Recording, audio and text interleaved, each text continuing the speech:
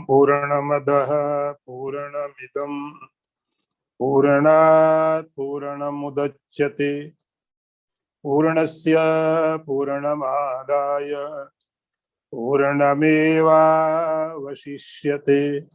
ओम शांति शांति शांतिः। शंकरं शंकराचार्यं केशवं वादरायणं सूत्रभाष्यकृतौ वन्दे भगवन्तौ पुनः पुनः। ईश्वरो गुरुरात्मेति मूर्तिभेद विभागिने व्योमवद्व्याप्तदेहाय दक्षिणामूर्तये नमः। ओम शांति शांति शांति।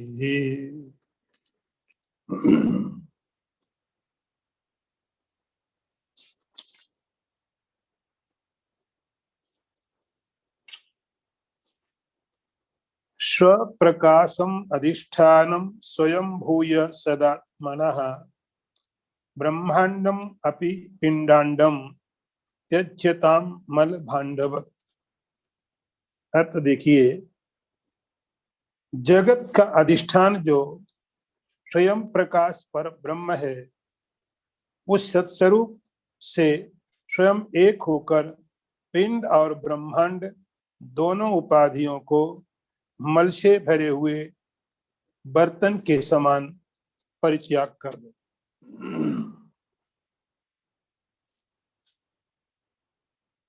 जो प्रक्रिया साधना की शंकराचार्य जी बता रहे हैं, उसी बात को और आगे बताते हुए कि स्वयं भूय सदात्मनि। यहां पर जो आपको बात समझनी है वह समझनी है स्वयं भूय। स्वयं भूय का अर्थ होता जो आप हैं वो हो जाओ। स्वयं का मतलब स्वयं आप। स्वयं भूय, आप जो हो वो हो जाओ। स्वयं भूय, आपकी जो स्थिति है, आपका जो स्वरूप है, आपकी जो वास्तविकता है, आप अपने आप को वो हो जाओ। अभी आप अपनी वास्तविकता से बहुत दूर। तो स्वयं भूय, आपकी जो सत्ता है, आपकी जो स्थिति, आपका जो स्वरूप है, अब उसको छिपाने की या उससे भूलने की अब जरूरत नहीं है। आप अपने स्वरूप में स्थित हो जाओ। स्वयं भूय, आप अपने आप जो हो जाओ। तो जब आप जो हो, उसके लिए जो चीजें आपने ला दी हैं उनको आप हटाइए। वो सब चीजें धीरे धीरे आप जैसे हटाएंगे तो आपका जो अपना स्वभाव है, आपकी जो अपनी स्थिति, आपका जो अपना नेचर है, आप वो हो जाएंगे। इसको बोलते स्वयं भूय। हो जाएगा का अर्थ ऐसा नहीं कि आप कुछ और चीज हो जाए, आप पहले से वही थे, लेकिन कुछ विस्मृति हुई, कुछ चीजें हमने ऐड कर ली अपने साथ में, कुछ और चीजों को मिला लिया। तो उनको मिलाने के कारण अब ऐसा लगने लगा कि मैं यह वास्तविकता छूट गई और झूठ पकड़ में आ गया। वास्तविकता छूट गई, झूठ पकड़ में आ गया, अपने को वो मानने लग गया। स्वयं भूय, शंकराचार्य जी कहते हैं, आप जो हो, आप अपने आप को वही बना लो, वह समझ लो। उसके बाद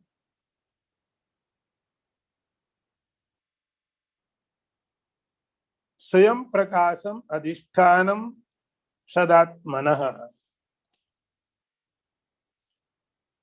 जो आप जब समझने जाएंगे आपका स्वरूप, आपकी स्थिति, तो मालूम पड़ेगा स्वयं आपका स्वरूप है क्या।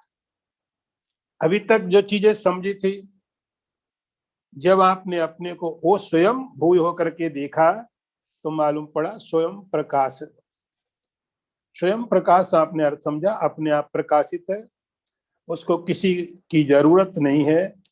और अधिष्ठानम समस्त संसार का अधिष्ठान है, आधार है। सदात्मना, और वह हमेशा ही सत्य के साथ में, सत्य के आपकी आत्मा है, सत आत्मना। तो जो आपके दूसरे स्वरूप थे वो आपकी आत्मा है। दूसरे दूसरे और लेयर थे, आपने उन लेयरों को हटा दिया। जो दूसरी परतें थी, दूसरे आवरण थे, उन आवरणों को हटा दिया। अब आप पहुंचे कहां तक? आत्मा तक, अपना अपने आप तक पहुंचे। वही कैसा है? सद, सद, सदात्मना।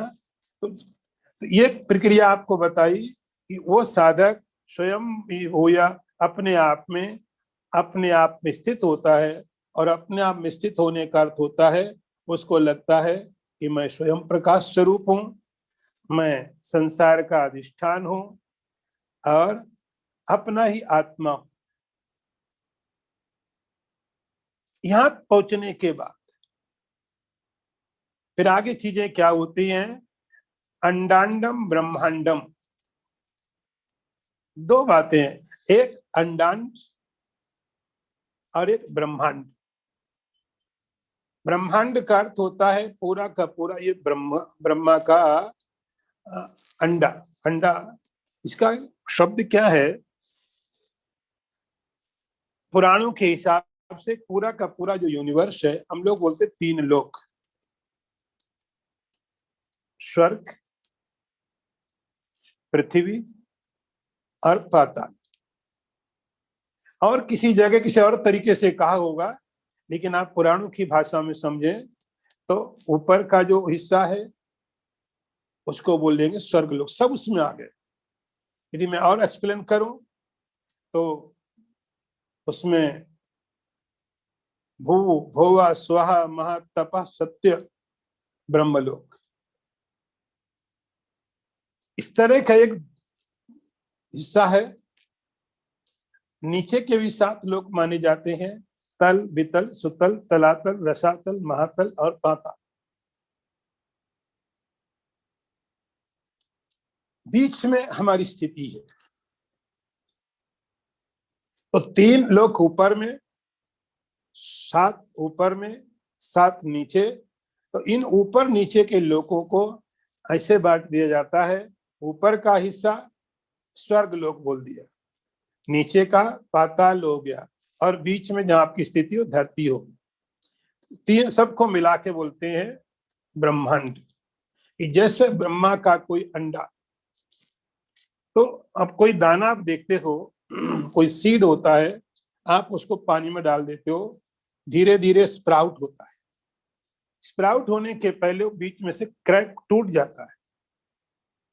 कोई भी दाना होता है वो बीच में से स्पेस टूट जाता, 2 पार्ट में हो जाता है। एक तरफ खुल जाता है, पीछे से एक जगह से पकड़ा रहता है। ऐसा माना जाता है कि ये जितनी भी आप चीजें देख रहे हो, जितनी हमारी यूनिवर्स की, ब्रह्मांड की कल्पना है, वो सब उतने स्पेस में, उतने स्पेस के अंदर में है। तो उस स्पेस का नाम हो गया ब्रह्मांड। सारी की सारी चीजें उसी स्पेस में हो रही है। जैसे कोई स्प्राउट होता, कोई अंकुर निकला, ऐसे ही तो पूरा का पूरा जो 3 लोकों का तरीका है, इस पूरे के पूरे सिस्टम को नाम दिया जाता है ब्रह्मांड।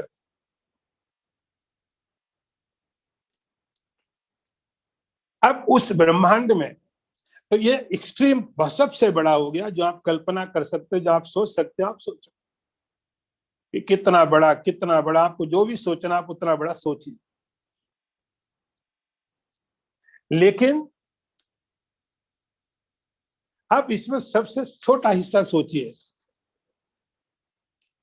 एक तो ब्रह्माकांड, ब्रह्मा का अंडा, ब्रह्मा की कल्पना आप ऐसे कह सकते हो, और उसका जो एक एकदम अंतिम जो सिरा छोटे से छोटा है वो हो गया पिंडांड। पिंड मतलब आपका अपना जो हिस्सा है ब्रह्मांड में, आपका जो पार्ट है, इस पूरे के पूरे यूनिवर्स में आप कितना अस्तित्व रखते हैं, इस पूरे ब्रह्मांड में आपकी सत्ता क्या है, आपका अस्तित्व क्या है, एग्जिस्टेंस आपका कितना है, वो आपका पिंडांड है, वो पिंड का अंड है। अब जैसे उस छोटे से दाने के स्पेस के अंदर में ये ब्रह्मा जी की सारी करामात चलती है, इसमें सूरज निकल रहा है, सूरज छिप रहा है, यूनिवर्स बन रहे हैं, यूनिवर्स मिट रहे हैं। इसी प्रकार आपके अंदर में जो आपकी कल्पनाएं जहां हो रही है, जहां आपका अस्तित्व है, जिसको आप मानते कि मेरा अस्तित्व है, आप जैसे जैसे अपने आप पर सोचोगे आप और नीचे नीचे छोटे छोटे होते जाओगे। जैसे जैसे आप यूनिवर्स के बारे में सोचोगे वैसे वैसे आपकी दृष्टि और बहुत बड़ी बड़ी कल्पनाओं में खो जाएगी। आप पृथ्वी पर सोचोगे, आप चंद्रमा मून के बारे में सोचोगे, सूरज के बारे में, सोलर सिस्टम है, गैलेक्सीज है, और आप सोचते रहिए, अनंत अनंत काल तक सोचते रहिए और विस्तार मिलता रहेगा आपकी सोच को। ऐसा लगेगा ब्रह्मांड और बड़ा है। फिर आप जब अपने बारे में सोचने जाओगे, धीरे धीरे धीरे धीरे आप अपने अस्तित्व को, अपने यूनिट को, अपनी इकाई को आप जब देखने जाओगे तो आपको मालूम पड़ेगा आप और छोटे छोटे होते जाओगे। पहले आपको शरीर के अंदर में पूरा का पूरा ये लगेगा कि आप है। पहले हो सकता है आपकी सारी संपत्ति को आप मानते हैं, वो आप धीरे धीरे धीरे धीरे हटती रहेगी, शरीर माए और नीचे गए और धीरे धीरे धीरे चीजें समाप्त, आप खो जाओगे। तो ब्रह्मांड की कल्पनाएं आप करते जाइए ब्रह्मांड की कल्पनाएं, आप कभी उस कल्पना को अंतिम रूप नहीं दे पाओगे। कितना है, और आप वो कल्पना अपने साथ लगाइए, अपने साथ आप कल्पनाओं को लगाइए, धीरे धीरे आप छोटे होते जाओगे और छोटे होते जाओगे और स्पेस कम होता रहेगा और स्पेस कम होता रहेगा। आप कल्पना करते रहिए, कहीं नहीं पहुंचोगे।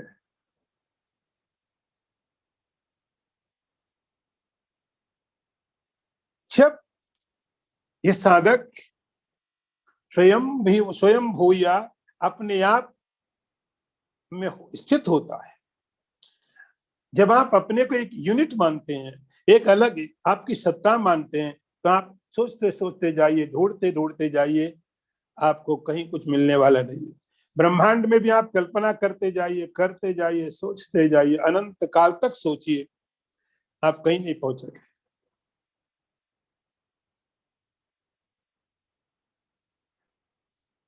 स्वयं भूया, जब आप अपने आप में स्थित हो जाएंगे, आपको एक अस्तित्व मिलेगा, और क्या है, अधिष्ठानम,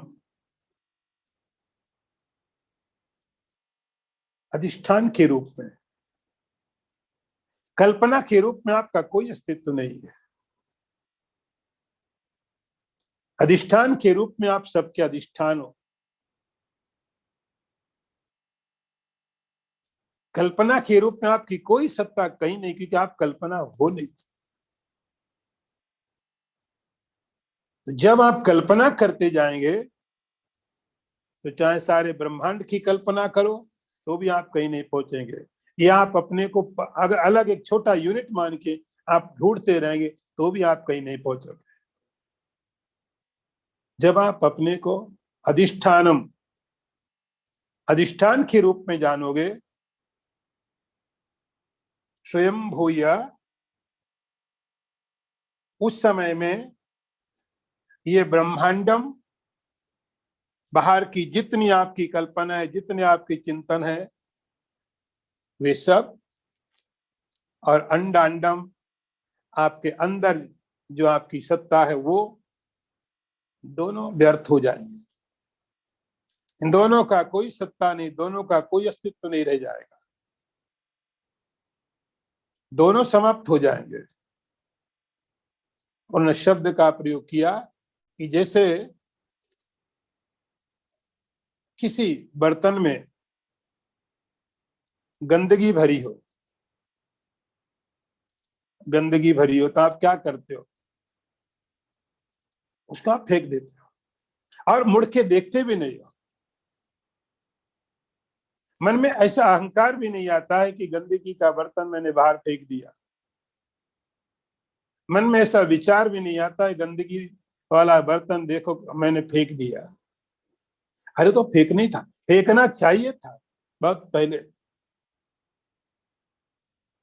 उसका कोई मूल्य नहीं है, लेकिन वह मूल्यहीन तब होता है जब आप अधिष्ठान को पहचान लेते हैं। जब आप अधिष्ठान को पहचान लेंगे तो कल्पनाएं मूल्यहीन हो जाएंगी, और यदि कल्पनाओं में जिए तो अधिष्ठान मिलेगा नहीं। कल्पनाएं तब तक मूल्यवान है जब तक आप अधिष्ठान को नहीं पहचानते, सबस्ट्रेटम को नहीं जानते हैं, तब तक कल्पनाएं बहुत मूल्य रखती है जीवन में। तब तक कल्पनाएं बहुत ही पावरफुल होती हैं। वो तभी तक होती हैं जब तक आप उसके अधिष्ठान को नहीं जानते। तो अंड, ये ब्रह्मांड और अंड दोनों के लिए आप ऐसे छोड़ देते हो जैसे कुछ छूटा ही नहीं। गंदगी से भरे बर्तन को कौन पास रखना चाहता? क्यों पास रखना है? तो अंडांडम पिंडांडम मल भांडवत, जैसे गंदगी से भरा कोई बर्तन हो और आप उसको उठा करके फेंक देते हो बाहर। अगला मंत्र देखिए। चिदात्मनि सदानंदे देहारूढ़म अहम धियम निवेशय लिंगम उत्सृज्य केवलो भव सर्वदा। अर्थ देखो, देह में व्याप्त अहम बुद्धि को नित्यानंद स्वरूप चिदात्मा में स्थित करके लिंग शरीर के अभिमान को छोड़कर सदा अद्वितीय स्वरूप से स्थित रहो। ये अब साधक को सीधे सीधे ऐसे रहो, ये करो। ये इंस्ट्रक्शंस मास्टर के, शंकराचार्य जी के, गुरु के हैं, जिन्होंने शास्त्रों को समझा, शास्त्र को अपने आत्मसात किया। अब उसके बाद वो शिष्य को इंस्ट्रक्शन दे रहे हैं, इस प्रकार से तुम रहो। क्या है? चिदात्मनि सदानंदे देहारूढ़म अहम दिया। अहम धिया, यहां पर जो आपको शब्द समझना है, अहम धिया। पहले वाले में था स्वयं भूय, अब यहां पर है अहम धिया। धिया मतलब बुद्धि, समझ, अंडरस्टैंडिंग। अहम मतलब मैं की समझ, मैं की स्थिति। अहम जो मैं है, वो मैं की स्थिति अभी कहां है और होगा क्या उसका। अभी मैं की स्थिति क्या है? ये मैं अभी देखोगे तो शरीर के साथ जुड़ा हुआ है। अभी ये मैं शरीर के साथ जुड़ा, आत्मा के साथ मैं नहीं जुड़ा। मैं खाता हूं, मैं चलता हूं, मैं बोलता हूं, मैं हंसता हूं, तो ये मैं शरीर के साथ जुड़ा हुआ है। तो ये जो अहम दिया है, अहम बुद्धि है, देहारूढ़, देह में आरूढ़। आरूढ़ मतलब स्थित है। हमने अपनी इस अहम बुद्धि को देह के साथ में लगाया हुआ है। मैं मोटा हूं, मैं पतला हूं, मैं ऐसा हूं, मैं वैसा हूं, और सारे के सारे प्रॉब्लम, सारी समस्याएं यहाँ पर हम ले लेते हैं। अब ये जो बुद्धि, अहम बुद्धि है, मैं बुद्धि है, इस वह बुद्धि को आपको यहां से उठा करके दूसरी जगह रखना है।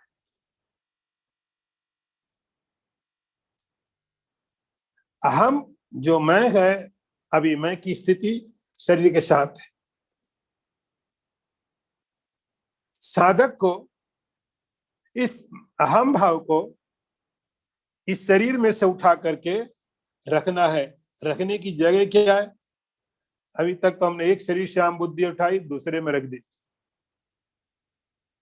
शरीर बदले, अहम बुद्धि दूसरे शरीर में हो गई। शरीर बदलते रहे, अहम बुद्धि शरीरों में होती रहे। पर हमने कभी ऐसी जिद नहीं की, नहीं नहीं पहले हमारा तो वो शरीर था, मैं तो उसी में रहूंगा, या वही वही मेरा शरीर है। शरीर आते रहे, हमारी अहम बुद्धि बदलती रही। अर्थात अहम बुद्धि बदली जा सकती है। देहिनोस्मिन् यथा देहे कौमारम यौवनम जरा तथा देहांतर प्राप्ति धीरस्तत्र न मुह्यति। अहम की बुद्धि ये फिक्स नहीं है, क्योंकि सत्य नहीं है। ये बदल रही है क्योंकि सत्य है ही नहीं, झूठ है, इसीलिए बदल रही है। तो पहले किसी और शरीर में अहम भाव था, उसके बाद अब आजकल इस शरीर के साथ रह रहे हैं। फिर कुछ समय के बाद कोई और शरीर होगा, उस शरीर के साथ रहेंगे। तो शरीरों की स्थितियां बदल रही है। गीता में भगवान ने बोला, देहिनोस्मिन् यथा देहे कौमारम यौवनम जरा। जैसे पहले आपका अहम भाव था बचपन के साथ, मैं तो बच्चा हूं, मैं तो बच्चा हूं, अहम भाव उस शरीर में उस लेवल पर था। धीरे धीरे बड़े हुए, अभी मैं जवान हूं। जो अहम भाव पहले बचपन में था, मैं बच्चा हूं, वो अहम भाव बदल करके मैं जवान हूं, इसमें चला गया। शरीर में परिवर्तन हुए, अहम भाव में नहीं। और परिवर्तन शरीर में आए समय के अनुसार, और परिवर्तन आए, 80 साल हो गए, तो अब मैं बूढ़ा हूं। तो बूढ़ा कहने में लोगों को थोड़ा शर्म आती, क्योंकि बूढ़ा होने को कोई तैयार नहीं। तो लोग बोले अब मैं मैच्योर हो गया, एक नया शब्द। शरीर में परिवर्तन हुए, इस शरीर बहुत सारे परिवर्तनों से बदलता जा रहा था, लेकिन अहम भाव आपका नहीं गया। हर जगह आपने अपने अहम भाव को एडजस्ट किया, हर परिस्थिति को स्वीकार किया। कभी कोई आग्रह नहीं था, नहीं नहीं मेरा बचपन वाला ही शरीर था तो ही मैं आम बोलूंगा, मैं जवान हो गया तो मैं आम नहीं रह गया, मैं नहीं रह गया। कोई बात, आपने एक्सेप्ट किया, स्वीकार किया आपने। बचपन का शरीर था तो भी अहम भाव था, शिफ्ट हो गए। जवान हो गए तो भी अहम भाव है। अब इसी प्रकार से देहांतर प्राप्ति ही, एक नए शरीर की प्राप्ति हो सकती है। एक नए शरीर में अहम भाव हो जाएगा। फिर आपको याद भी नहीं आएगा कि पहले मेरा अहम भाव किसमें था, मेरा पासपोर्ट कहाँ का था, सिटीजनशिप कहाँ की थी मेरी, कुछ याद नहीं है। सारी चीजें खत्म, और आप उस शरीर के साथ एडजस्ट हो जाते हो पूरी तरह से। पहले भी किसी शरीर के साथ में एडजस्ट थे, कुछ समय पहले किसी और शरीर में अहम भाव था, उसके लिए मरने मारने को तैयार, उस शरीर के लिए सब कुछ करने को तैयार थे, पाप पुण्य जो कुछ भी। अब उसकी स्मृति भी नहीं। आगे आने वाला जो शरीर, उसके लिए आपके पास कोई प्लानिंग नहीं कि आने वाला जो शरीर है उसके लिए हम कहाँ रखेंगे, क्या खाएंगे। हम अब यहीं पर, इतना ही अहम है। पीछे वाला शरीर के साथ अहम था, वो भी खत्म। आने वाली शरीर के साथ जो अहम होगा, अभी पैदा ही नहीं हुआ हो। इस शरीर के साथ जो अहम भाव है, बस काफी।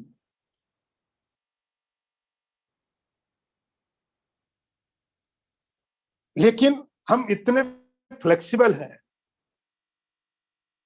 इतना एडजस्ट करते हैं, अगला शरीर मिलेगा इसको भूल जाएंगे, उसके साथ खुश हो जाएंगे, अहम भाव हो जाएगा।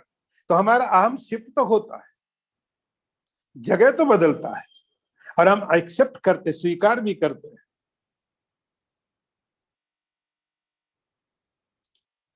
जब आप मालूम है इतना, एक और स्टेप ले लो, एक और आगे का एक और निश्चय करके बढ़ सकते हो। और आप सोचो, अब की जो अहम भाव है, चिदानंद, चिदात्मनि सदानंद। अभी आप अपना अहम भाव जो शरीरों में शिफ्ट हो रहा था, वहां से हटा करके चिदानंद स्वरूप आत्मा में स्थित करो, कोशिश करो। आपको करना आता है, ये पहली बार नहीं हो रहा है, लाखों लाखों बार अहम को शिफ्ट किया गया है, लेकिन अहम के जितने भी अभी तक आधार थे सब निकलते गए। अब की अपने इस अहम को चिदा मनी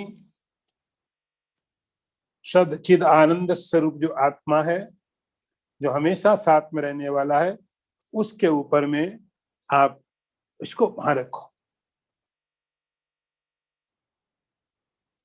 अहम भाव अभी स्थूल शरीर में है, बड़े खेल होंगे,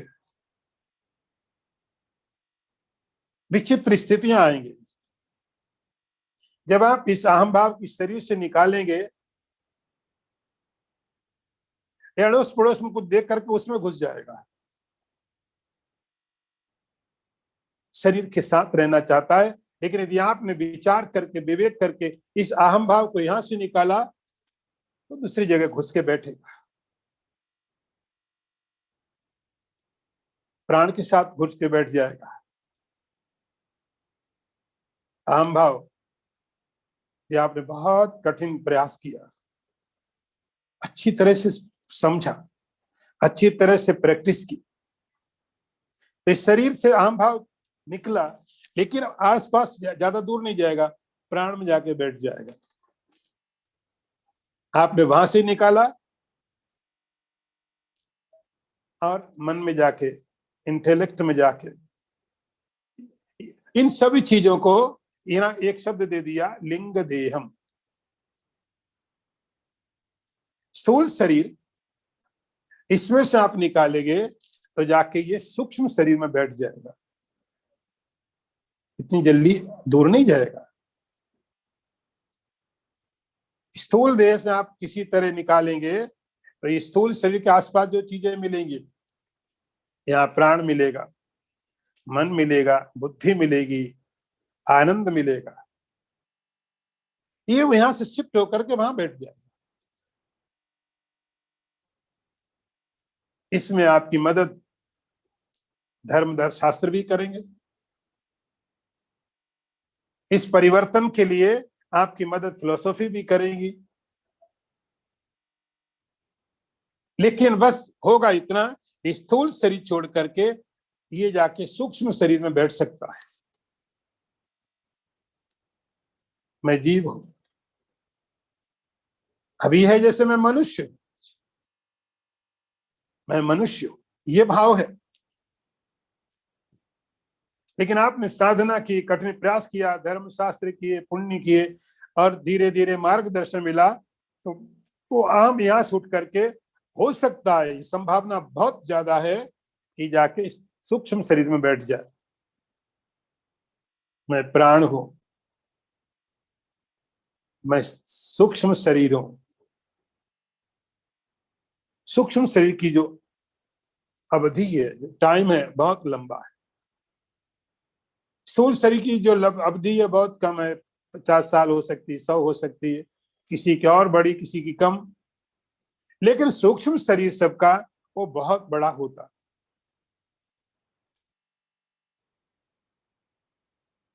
लिंग उत्सृज्य, उस लिंग शरीर को उस सूक्ष्म शरीर को भी आपको छोड़ना है। वो स्टेप भी आप वहां से निकाल लेंगे। शंकराचार्य जी बोलते हैं निवेशय केवलो भव सर्वदा, फिर आप केवल हो जाओगे। जो आप हो, जो आपकी स्थिति है, सारे मैल, सारी गंदगी, सब इंप्योरिटीज आपने हटा दी। किसी का कोई सपोर्ट नहीं है, किसी की कोई सत्ता आपके साथ नहीं, केवलो भव। शंकराचार्य जी बोलते अरे जो हो वो हो जाओ, तुम्हें कमी थोड़ी कुछ। तुम जैसे हो वैसे होने को क्यों तैयार नहीं हो? कोई कमी नहीं है तुम्हें, कुछ अधूरापन नहीं है, और इसमें कुछ जोड़ा जा नहीं सकता है। केवलो भव सर्वदा। इंस्ट्रक्शंस बहुत क्लियर है, निर्देश बहुत साफ सुथरे दिए गए हैं। केवलो भव, आप जैसे हो वैसे हो जाओ। सारे पाखंड, सारे आडंबर, सारी जो चीजें थोपी है, उन सबको हटा करके केवलो भव, जो आप हो, जैसे आप हो, आप वैसे हो जाओ, और वैसे ही आप अच्छे हो। वही आपकी रियलिटी है और वही आपको होना चाहिए। अगला मंत्र देखिए, यत्रैष जगदाभासो दर्पणान्तःपुरं यथाह तद ब्रह्म अहम इति ज्ञात्वा कृतकृत्यो भविष्यसि। अर्थ देखो, जिसमें यह जगत संपूर्ण जिसमें जगत का आभास दर्पण में प्रतिबिंबित नगर के समान प्रतीत हो रहा है, वह ब्रह्म मैं ही हूं, ऐसा जान लेने पर तुम कृतकृत्य हो जाओगे। कृतकृत्यो भविष्यसि, सीधा सीधा संवाद है, सीधा सीधा संदेश है, तुम हो जाओगे। क्या चीजें हैं?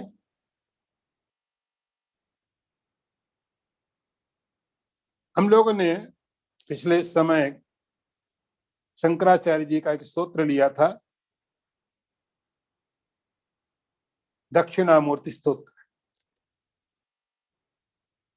उस दक्षिणा मूर्ति स्तोत्र में जो हम लोग देख रहे थे, विश्वम दर्पण दृश्यमान नगरी तुल्यम निजांतर्गतम, बहुत अच्छी तरह से वहां विवेचन किया गया है।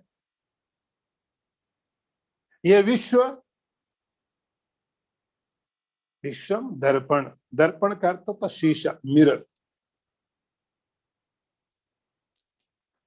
ये जो कुछ भी है, जैसे शीशे के अंदर में आप प्रतिबिंब देखते हो, शीशे के अंदर में प्रतिबिंब पड़ते हैं। जगत आभास, आभास का अर्थ होता है प्रतिबिंब। आभास का अर्थ होता है चीजें भास रही हैं, है नहीं, अपीयर हो रही हैं, लेकिन आप ढूंढने जाओगे तो मिलेगा कुछ नहीं। गीता में भगवान ने इसके लिए जो एग्जाम्पल दिया 15वें अध्याय में, न रूपमसेह तथोपलभ्यते नान्तो न चादिर न च संप्रतिष्ठा। भगवान ने कहा कि जैसे किसी लेक, झील के किनारे, नदी के किनारे, पानी के पास में जो पेड़ है, उन पेड़ों का रिफ्लेक्शन, प्रतिबिंब पड़ता है पानी में। आप नीचे पानी में देखते हो तो पेड़ दिखाई पड़ रहे हैं, पेड़ दिखते हैं, लेकिन जब आप पानी में घुस करके उस पेड़ों को पकड़ने की कोशिश करते हो, तो आपको पकड़ में नहीं आएगा। लेकिन जब आप किनारे आ जाओगे फिर दिखाई पड़ेगा। अंदर जाओगे, हाथ कुछ लगेगा नहीं। इसको बोलते आभास। दिखाई पड़ेगा, हाथ नहीं आएगा। ये संसार आभास है, आभास, ये दिखाई पड़ेगा, हाथ नहीं आएगा। अरे सारे लोग पकड़ पकड़ के तो चले गए, किसी का हाथ आया? रावण आया, सिकंदर आया, महाभारत जैसा युद्ध हुआ, किसी के पकड़ में आया? सब कुछ हो सकता है, लेकिन पकड़ में किसी के नहीं आ सकता। कल्पनाएं आप बहुत कर सकते हो, ये मेरा, ये मेरा, ये मेरा, कल्पनाएं कर लो, थोड़े समय के लिए कल्पनाएं, लेकिन पकड़ में किसी के नहीं आया, क्योंकि इसको पकड़ने का कोई तरीका नहीं है। आप कुछ भी आप तरीके अपना लो, कितनी सिक्योरिटी कर लो, अरे किसकी सिक्योरिटी करते हो? आभास की, छाया की, प्रतिबिंब की। जब हमारी पकड़ में नहीं आया तो किसी और के पकड़ में कैसे आएगा? उसका स्वभाव ही नहीं है। न रूपमसेह तथोपलभ्यते, फिर दिखाई पड़ेगा, जन्मों से दिखाई पड़ता रहा, सबको दिखाई पड़ता, सत्य दिखाई पड़ेगा, लेकिन नजदीक जाके देखोगे हाथ में कुछ नहीं दिखाई पड़ेगा। इसको बोलते आभास। जैसे यहां शंकराचार्य बोलते दर्पणांत पुरम यथा, शीशे के अंदर में कोई सिटी आपको रिफ्लेक्ट करते हैं, शीशे के अंदर में किसी शहर का प्रतिबिंब पड़ता है, बिल्डिंग आपको और सुंदर दिखेगी, रिफ्लेक्शन और सुंदर लगते हैं। ओरिजिनल कई बार उतना सुंदर नहीं होता जितने रिफ्लेक्शन होते हैं, शैडो होती है। कई बार तो आदमी का चेहरा उतना अच्छा होता नहीं जितना फोटो में दिखता। कैमरे की करामत यही तो आभास, यही तो आप प्रतीति है।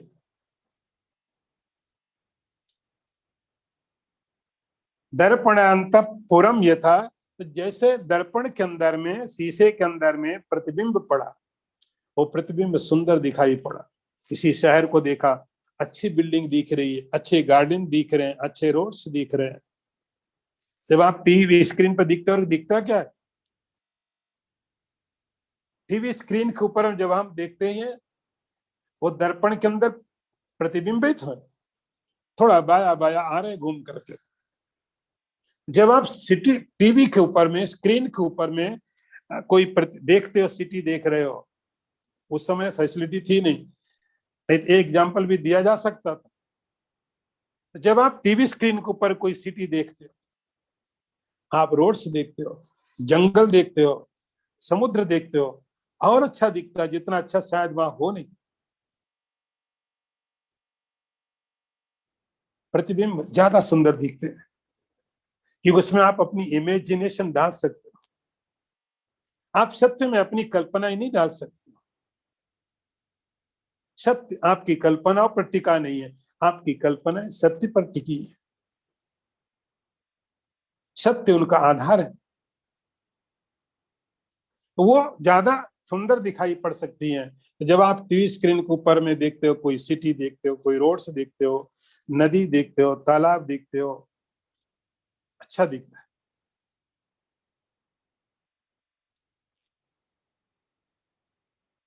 लेकिन आपको मालूम अच्छा दिखता है ही नहीं। अच्छा दिख रहा है क्योंकि इसमें थोड़ा कैमरे का काम किया हो, थोड़ा आपका टीवी भी अच्छा होगा, पिक्चर की क्वालिटी अच्छी होगी। पहले वो केबल यहाँ लगाते थे, वो इस तो ऐसे ऐसे कई कभी पिक्चर हिलती थी, कभी आवाज नहीं आती थी, कभी कुछ होता था। धीरे धीरे धीरे धीरे क्वालिटी इंप्रूव की, एचडी टीवी आ गए, एचडी क्वालिटी आ गई। अब एचडी क्वालिटी आ गई तो हुआ क्या कि आपकी जो इमेजिनेशन है और अच्छी हो गई, आपके कैमरे अच्छे हो गए, आपके टीवी स्क्रीन अच्छे हो गए, इमेजिनेशन यहां पर काम आने लग गया। तो शंकराचार्य बोलते हैं, तो जैसे दर्पण के अंदर में कोई शहर आपने देखा, वो केवल इमेजिनेशन होता है, इसी प्रकार से जगत आभास, ये संसार एक आभास है। आप संसार से अलग हो, आप उस आभास को देख रहे, आप आभास नहीं हो, आप सत्य हो। आपको छोड़ के सब आभास, सब प्रतीति है, आप सत्य। ये सारा जगत आभास है, ये प्रतीत होगा, सबको प्रतीत हुआ, लेकिन हाथ किसी के नहीं आया। जगत आभास हो। अब आपको यहां पर एक काम ये करना है, आपको ये सोचना आभास है, प्रतिबिंब है, एक कहीं इसका कोई ओरिजिनल तो है, इसका कोई अधिष्ठान तो है। अधिष्ठान जिसमें ये सब चीजें दिख रही है, कोई अधिष्ठान होना चाहिए। तो वो अधिष्ठान क्या है? जैसे तद ब्रह्म अहम, अधिष्ठान जगत का क्या है? ये सब कल्पनाएं कहाँ हो रही हैं? आत्मा के ऊपर में। अब आप अपने व्यक्तिगत हिसाब से समझिए, आपके अंदर एक यूनिट लेकर के आत्मा है, कॉन्शियसनेस है, इसीलिए मन है। आत्मा है इसीलिए बुद्धि है, आत्मा है इसलिए प्राण है, आत्मा है इसलिए शरीर है।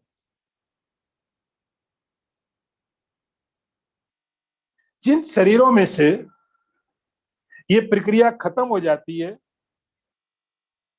वह न प्राण बचता है, न मन बचता है, न बुद्धि बचती है, और कितना भी सुंदर मजबूत शरीर हो, कुछ नहीं बचता। इंद्रियों की क्वालिटी खत्म, शरीर की शक्ति खत्म, बुद्धि की क्षमता खत्म। जैसे वहां से आत्मा गई, सब चीजें समाप्त हो जाती है। उन सब का आधार क्या? ब्रह्म। और वो ब्रह्म चूंकि तुम सत्य हो, आप आभास नहीं हो, देखने वाला दृष्टा सत्य है, ऐसा तुम जान लो। शंकराचार्य बोलते हैं, ऐसा तुम जान लो, यही तुम्हारे लिए करने वाला कर्म था। ये काम अधूरा पड़ा है जन्मों से, ये काम अधूरा छूटा हुआ, युग युग बीत गए, आपने बहुत कुछ किया। हो सकता है बहुत बार स्वर्ग में गए हो, स्वर्ग के राजा बने हो सकता है ब्रह्म लोक गए हो, आपने बहुत बड़े बड़े राज्य शासित किए हो, सब कुछ किया है। लेकिन जो काम करना चाहिए था अभी तक हुआ नहीं, इसलिए आप फिर ट्राई कर रहे हैं। कुछ भी पॉसिबिलिटी है हमारे पास्ट में, गरीब हुए होंगे, अमीर हुए होंगे, राजा हुए होंगे, पापी हुए होंगे, पुण्यात्मा हुए होंगे, स्वर्ग में गए होंगे, नरक में गए होंगे, कुछ भी हुआ होगा, कुछ भी संभावनाएं जो औरों के साथ वो हमारे साथ। एक काम जो नहीं हुआ आज तक, जो करना चाहिए था, जो हुआ नहीं, अब हो जाएगा। इसको बोलते कृत कृत्य। कृत्य कृत्य शब्द संस्कृत में, इसका आपको ठीक ट्रांसलेशन मिलना बड़ा मुश्किल हो जाएगा। संस्कृत में एक शब्द है कृत कृत्य। संस्कृत भाषा में क्षमता है कि बहुत सी चीजों को तुरंत एक जगह इकट्ठा कर ले। और समास है, कृत कृत्य का अर्थ होता है जिस व्यक्ति ने जो काम करना चाहिए तो कर लिया, जिस काम के लिए उसको भेजा गया था उसने कर लिया, उसको बोलते कृत कृत्य। कृत्य कृत्यो, शंकराचार्य जी बोलते हैं भविष्यसि, तब तुम कृत्य कृत्य हो जाओगे। जिसलिए सब प्रपंच किया गया है, ये पूरा यूनिवर्स, पूरा ब्रह्मांड जिसलिए बनाया गया, वो काम तब पूरा होगा जब आप यहाँ पर स्थित हो जाओगे। अगला मंत्र देखिए,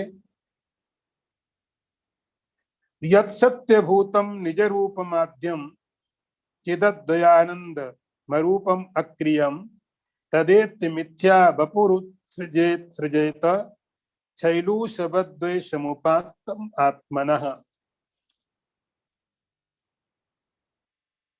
अर्थ देखो, जो चेतन अद्वितीय आनंद स्वरूप और निष्क्रिय ब्रह्म सत्य स्वरूप तथा अपना पहला मूल स्वरूप है, उसको प्राप्त होकर के नट के समान धारण किए हुए इस शरीर रूपी मिथ्या बेश आस्था को त्याग दो।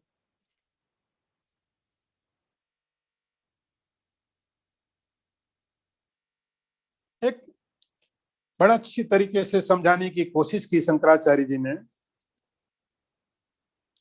जिससे कोई कलाकार है, नट, उस समय नट शब्द का प्रयोग करते थे, आजकल तो उनको स्टार बोलते। नट का अर्थ होता जो बहुत प्रकार की कलाएं करता था। नट का अर्थ होता था जो बहुत प्रकार के खेल जानता था। नट का अर्थ होता था जो किसी भी रोल को ऐसे करता था कि आपको पता नहीं चलेगा कि ये व्यक्ति वो था जिसको हमने पहले जानते थे। वो मेकअप ऐसा कर लेगा। किसी व्यक्ति को बूढ़े का रोल दे दिया, वो बूढ़ा है नहीं, 25 साल का जवान है, लेकिन 25 साल के जवान को बूढ़े का रोल दे दिया, 80 साल का। उसका मेकअप कर दिया, उसने आवाज बदली, शरीर के चलने के ढंग बदले, चेहरे के एक्सप्रेशन बदले, 80 साल के बूढ़े का रोल करना।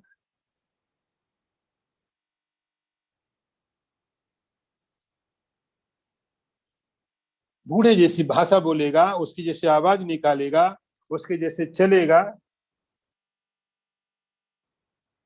वही व्यक्ति जब आप उसको 10 साल के बच्चे का रोल दो, मेकअप पूरा अपोजिट हो जाएगा, पूरा गेटअप चेंज करेगा, भाषा बदली, एक्सप्रेशन बदले, तरीका बदला, अब वो अपने को बच्चे की तरह बताएगा।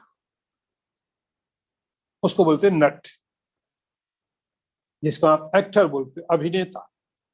अभिनेता कर तो वो उसका काम है ही नहीं, वो ओरिजिनल नहीं, अभिनय कर रहा। उसने कोई मेकअप ले रखा है, कोई गेटअप ले रखा है और अपने असली रूप को छिपा लिया है। एक नया नाम, एक नया गेटअप के साथ फिर प्रस्तुत हो जाता है।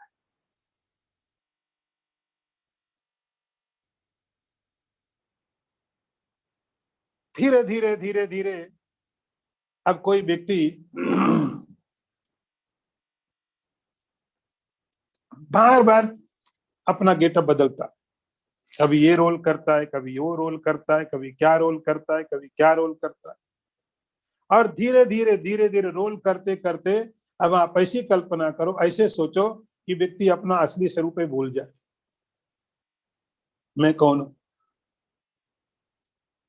मैं राजाओं की भिखारी, जवानों की बूढ़ा या बच्चा? और रोल करते करते, अलग अलग प्रकार के अभिनय करते करते, अलग अलग प्रकार के नाटक करते करते, और धीरे धीरे अपने आप को भूल, मैं क्या हूं, असलियत मेरा क्या रूप है। रोज करे, रोज नए नए रूप लेता है, नए नए आकार लेता है, नए नए एक्टिंग उसको करनी है। कई बार वो एक्टर उस चरित्र में, उस कैरेक्टर में इतना खो जाता है कि आपको फर्क समझना मुश्किल है। पिछले समय जब रामायण वगैरह शुरू हुई तो लोगों ने बहुत देखना शुरू किया। रामायण में सीता का हरण हो गया, रावण ने किडनैप कर लिया। अब जो रावण राम का अभिनय कर रहा है, इतना बढ़िया तरीके से रोया, इतने अच्छे तरीके से रोया क्योंकि उसने रोने की तैयारी की थी, रोने की प्रैक्टिस की थी। उसको डायरेक्टर बोलता है और जरा बढ़िया से रो, उसको रोनाने में लोगों ने मदद की थी। असली राम तैयार नहीं थे सबके लिए, उनको कोई मदद करने वाला नहीं था, जैसा आया वैसा रो दिया, कोई रिटेक नहीं थी, जैसा आया वैसा रो दिया, सही है कि गलत, कोई रिटेक नहीं है, हो गया तो रो दिए तो रो दिए। ये जो राम दूसरा बना है, अभिनय कर रहा है, तो धीरे धीरे उसको तो बोला नहीं नहीं और बढ़िया और अच्छी तरह रो, रिटेक कर सकते हो, प्रैक्टिस की, अंदर में कुछ था नहीं, आप प्रैक्टिस उसकी करते जो अंदर नहीं होता, उसकी प्रैक्टिस करनी पड़ती, बार बार आपको फिर रिपीट करना पड़ता है। तो अभिनेता का अर्थ हुआ कि वो धीरे धीरे धीरे धीरे अपने उस अभिनय के साथ, उस कैरेक्टर के साथ में इतना खो जाए, इतना खो जाए, वो ये भूल जाए कि मैं हूं क्या, मैं क्या हूं। कई बार ऐसा होता कि कोई अभिनेता लंबे समय तक कोई अभिनय करता तो धीरे धीरे धीरे धीरे उस प्रकार का वो भी समझने लगता है, लोग भी समझने लगते हैं। शंकराचार्य जी बोलते हैं, मिथ्या वपु उत्सृजेत। हमने बहुत प्रकार की एक्टिंग की है और कोई पैसा भी नहीं मिला, कोई पेमेंट नहीं है, कभी मनुष्य का किया, कभी पशु का किया, पक्षी का किया, साधु का किया, गरीब का किया, पापी का किया, अनेक प्रकार के रोल हमने किए हैं, कर रहे हैं, एक थोड़ी फिक्स, कभी ये रोल किया, कभी वो रोल किया, कभी ये किया, कभी हजारों हजारों कर रहे हैं आप। अब ये रोल करते करते, प्रैक्टिस करते करते, अभिनय करते करते, इस अभिनय के चरित्र में इतना एक्सपर्ट हो गए, इतने ज्यादा एक्सपर्ट हो गए कि अभिनय करते करते उसके चरित्र में खो गए और ये भूल गए मैं हूं क्या, मैं मनुष्य हूं, मैं पशु हूं, पक्षी हूं, कुछ समय पहले मैं कुछ और था, अभी कुछ और रोल कर रहा हूं, फिर कुछ और रोल मिलेगा, अलग डिफरेंट रोल मिलते रहेंगे और मैं करता रहूंगा और इतनी अच्छे तरीके से करूंगा कि मैं अपने आप को ही भूल जाऊंगा मैं हूं क्या। शंकराचार्य बोलते हैं अब वो टाइम आ गया है, आप अपना चेहरा उतारो, सारे मेकअप उतार दो, सारे गेटअप उतार दो, सब चीजें उतारो, उत्सृजित, जितने चेहरे पर आपने मुखौटे लगाए थे, जितने आवरण लगाए थे, उन सभी को हटा दो। निकलेगा अंदर में क्या निकलेगा, यत्सात् सत्यभूतम निज रूपम आद्यम, फिर आपका जो रूप जो छिपा हुआ है, जिसके ऊपर गेटअप किए थे, जब गेटअप हटाओगे तब आद्यम जो पहला आपका ओरिजिनल रूप है, जो आपकी वास्तविकता है, पता नहीं कब से ढकी हुई है, इसके नीचे कोई और रूप निकलेगा, उसके नीचे कोई और निकलेगा और निकलेगा, लेकिन सबको छोड़ो, आद्यम, आद्यम का पहला। हमने यहाँ कई लेयर लगाए हुए हैं, ये मेरा रूप है, ये मेरा रूप है, इसलिए शंकराचार्य बोलते नहीं आद्यम, बहुत पहले पहले का सबसे पहला जो आपका रूप है, आप वहां पर जाइए, सारे मेकअप उतारिए, बूढ़े का भी, बच्चे का भी, मनुष्य का भी, पशु का भी, पक्षी का भी, सब रूप हटा दीजिए, शैलूस बद, तो जैसे कोई जो गेटअप थे सब हटाने के बाद आप क्या करेंगे, अपने ओरिजिनल रूप में जाएंगे, जो आपका चिदानंद, आपका स्वरूप चैतन्य रूप है, आनंद रूप। आप मरने का नाटक कर सकते हो, आप जन्म लेने का नाटक कर सकते हो, ये नाटक तक रहना चाहिए, ये ड्रामा है। आप ये ड्रामा कर सकते हो, आप कर रहे हो, ऐसा ड्रामा कर सकते हो, लेकिन आपका जो सब गेटअप, सारे मेकअप, सब चीजें हटाने के बाद आपका जो स्वरूप आएगा, चिद अद्वयानंदम अरूपम अक्रियम, आपका जो स्वरूप वो सामने आपके प्रकट हो जाए। ओम पूर्णमदः पूर्णमिदं पूर्णात् पूर्णमुदच्यते पूर्णस्य पूर्णमादाय पूर्णमेवावशिष्यते। ओम शांति शांति शांति। शंकरं शंकराचार्यं केशवं वादरायणं सूत्रभाष्यकृतौ वन्दे भगवन्तौ पुनः पुनः। ईश्वरो गुरुरात्मेति मूर्तिभेद विभागिने व्योमवद व्याप्तदेहाय दक्षिणामूर्तये नमः। ओम शांति शांति शांति।